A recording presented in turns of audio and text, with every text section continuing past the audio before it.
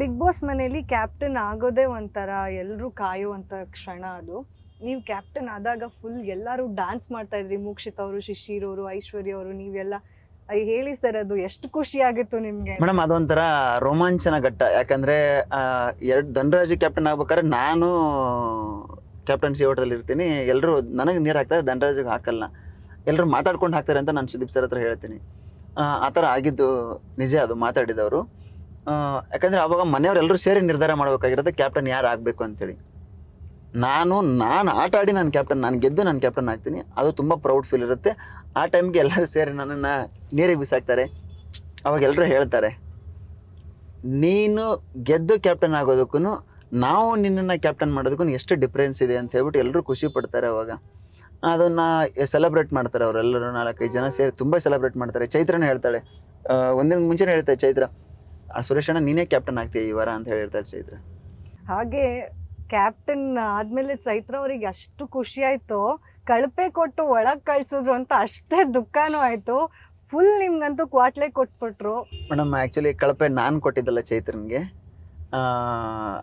ಅಲ್ಲೇನಾಯಿತು ಅಂದರೆ ಚೈತ್ರ ಮತ್ತು ತ್ರಿವಿಕ್ರಮ್ಗೆ ಚೈತ್ರ 4 ಓಟ್ ಬಂದಿರುತ್ತೆ, ಕಳಪೆ ತ್ರಿವಿಕ್ರಮ್ 3 ಓಟ್ ಬಂದಿರುತ್ತೆ, ಕೊನೆಗೆ ನಂದೊಬ್ಬಂದು ಬ್ಯಾಲೆನ್ಸ್ ಇರ್ತದೆ. ಇದ್ರ ಮಧ್ಯದಲ್ಲಿ ಏನಾಗಿರುತ್ತೆ, ಚೈತ್ರ ಮತ್ತು ತ್ರಿವಿಕ್ರಮ್ ಮಧ್ಯದಲ್ಲಿ ತುಂಬ ಚೆನ್ನಾಗಿರೋರು ಒಂದು ಸ್ವಲ್ಪ ಮನಸ್ತಾಪಗಳು ಬಂದುಬಿಟ್ಟಿರುತ್ತೆ. ಯಾಕಂದರೆ ಆ ಮನಸ್ತಾಪಗಳು ಏನು ಅಂತ ನನಗೆ ಗೊತ್ತಿಲ್ಲ. ಬಟ್ ನಾನು ತ್ರಿವಿಕ್ರಮ್ಗೆ ಹೇಳಿದ್ದೀನಿ, ಸ್ವಲ್ಪ ಚೈತ್ರನ ಜೊತೆ ಮಾತು ಕಮ್ಮಿ ಮಾಡು, ಬೇರೆ ಇಲ್ಲದೇ ಇರೋ ಟೈಮಲ್ಲಿ ಮಧ್ಯರಾತ್ರಿ 1 ಗಂಟೆ 2 ಗಂಟೆವರೆಗೂ ಮಾತಾಡೋವಂಥದ್ದು ಏನೂ ಇಲ್ಲ, ಮಾತಾಡೋಕ್ಕೆ ಹೋಗ್ಬಿಡ, ಕಮ್ಮಿ ಮಾಡು ಸ್ವಲ್ಪ ಅಂತ ಹೇಳಿರ್ತೀನಿ. ಬಟ್ ಅವ್ರು ಏನು ಮಾಡಿಬಿಡ್ತಾರೆ, ಅದೊಂದು ಆಮೇಲೆ ಅವ್ರದ್ದು ಸ್ವಲ್ಪ ಹೊರಗಡೆ ಬಂದು ಹೋದ್ಮೇಲೆ ನಡೆದಿರೋಂಥ ಕಾನ್ವರ್ಸೇಷನ್ ತೆಗೆದುಕೊಂಡು ಫುಲ್ ಇಬ್ಬರು ಜಗಳ ಆಡ್ಕೊಂಡ್ಬಿಡ್ತಾರೆ. ಬಟ್ ಅದು ಎಲ್ಲೂ ಪ್ಯಾಚಪ್ ಮಾಡೋಕ್ಕೆ ಯಾರ ಕಡೆಯಿಂದನೂ ಆಗಿರಲಿಲ್ಲ, ಅದನ್ನು ಇಬ್ಬರನ್ನೂ ಕೂಡಿಸೋವಂಥ ಕೆಲಸ. ನಾನೇನು ಮಾಡ್ತೀನಿ, ತ್ರಿವಿಕ್ರಮಗೆ 3 ಓಟ್ ಬಂದಿದೆ, ಚೈತ್ರ 4 ಓಟ್ ಬಂದಿದೆಯಲ್ಲ, ನಾನು ತ್ರಿವಿಕ್ರಮಗೂ ನಾನು ಓಟ್ ಮಾಡಿದ್ರೆ, ನಾನು ಅಂದರೆ ಕಳಪೆ ಕೊಟ್ಟರೆ ಇಬ್ರಿಗೂ ಸಮ ಆಗುತ್ತೆ, ಇಬ್ಬರು ಕೂಡಿ ಜೈಲಿಗೆ ಹೋಗ್ತಾರೆ ಅಂತ ನನ್ನ ಯೋಚನೆ, ನನ್ನ ಥಾಟ್ಸ್ ಬಂದಿರುತ್ತೆ. ಅದೇ ಥರ ನಾನು ಅವರಿಬ್ಬರು ಒಳಗಡೆ ಹೋದರೆ ಅಲ್ಲಿ ಮಾತಾಡ್ಕೊಂಡು ಅವ್ರು ಸರಿಪಡಿಸ್ಕೋಬೋದು ಅವರಿರೋ ಮನಸ್ತಾಪನ ಅಂತ ನಾನು ನಿರ್ಧಾರ ಮಾಡಿ ಒಳಗಡೆ ಕಳಿಸ್ತೀನಿ. ಅವರಿಬ್ರು ಕಳಿಸಿ ನೀವೇ ಸಂಕಷ್ಟಕ್ಕೆ ಸಿಗಾಕೊಂಡ್ಬಿಟ್ರಿ, ತರಕಾರಿ ಹಚ್ಕೊಳ್ಳೋದಕ್ಕೂ ಕೂಡ ಸತಾಯಿಸ್ಬಿಟ್ರು. ಮೇಡಮ್ ಆ್ಯಕ್ಚುಲಿ ಅವರು ಅದು ಫಸ್ಟ್ರೇಷನ್ ಅವರು ತೋಡ್ಕೊಂಡ್ರು. ಆ್ಯಕ್ಚುಲಿ ಅದನ್ನು ಅವರು ಕಾಮಿಡಿಯಾಗೆ ಮಾಡ್ತಾ ಇದ್ರು ಆ್ಯಕ್ಚುಲಿ. ಆಮೇಲೆ ಬರ್ತಾ ಅತಿರೇಕಕ್ಕೆ ಹೋಗೋಕ್ಕೆ ಸ್ಟಾರ್ಟ್ ಆಯಿತು. ಅವಾಗ ನನಗೆ ಸಿಟ್ಟು ಬಂದು ನಾನು ಯಾವಾಗ ಒಳಗಡೆ ಹೋಗ್ತೀನಿ ಆವಾಗ ಅವರು ಬೇಗ ಎಲ್ಲ ತರಕಾರಿ ಎಲ್ಲ ಕಟ್ ಮಾಡಿಕೊಡ್ತಾರೆ. ಒಂಥರ ಚೆನ್ನಾಗಿತ್ತು ಅದು ಕ್ಯಾಪ್ಟನ್ಸಿ. ಮಾಡಿದ್ದೊಂದು 2-3 ದಿವಸ ಅಷ್ಟೇ, ತುಂಬ ಚೆನ್ನಾಗಿತ್ತು, ತುಂಬ ಒಳ್ಳೆ ಕ್ವಾಟ್ಲೆ ಕೊಟ್ಟರು.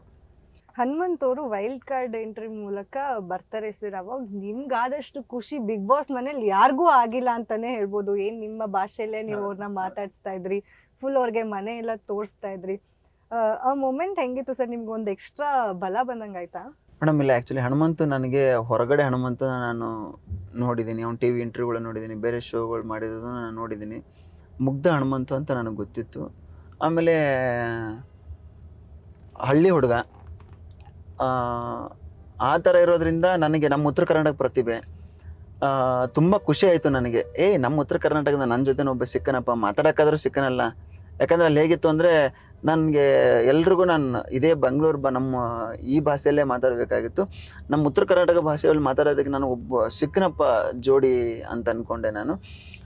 ಬಂದ ಅವನಿಗೆ ಮನೆಯೆಲ್ಲ ತೋರಿಸ್ದೆ, ತುಂಬ ಖುಷಿ ಆಯಿತು, ಮಾತಾಡಿದೆ. ಎಷ್ಟೇ ನಾನು ಹತ್ತಿರ ಹೋಗೋಕ್ಕೆ ಟ್ರೈ ಮಾಡಿದ್ರು ಆಗಲಿಲ್ಲ, ಅದು ಸಾಧ್ಯ ಆಗಲಿಲ್ಲ. ಆಮೇಲೆ ಬರ್ತಾ ಅವನಿಗೆ ನನ್ನ ಬಗ್ಗೆ ಅರ್ಥ ಆಗಕ್ಕೆ ಸ್ಟಾರ್ಟ್ ಆಯಿತು, ನಾನೇನು ಅಂತ ತಿಳ್ಕೊಂಡ.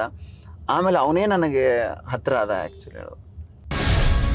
ಗ್ಯಾರಂಟಿ ನ್ಯೂಸ್, ಸುದ್ದಿ ಖಚಿತ, ನ್ಯಾಯ ನಿಶ್ಚಿತ.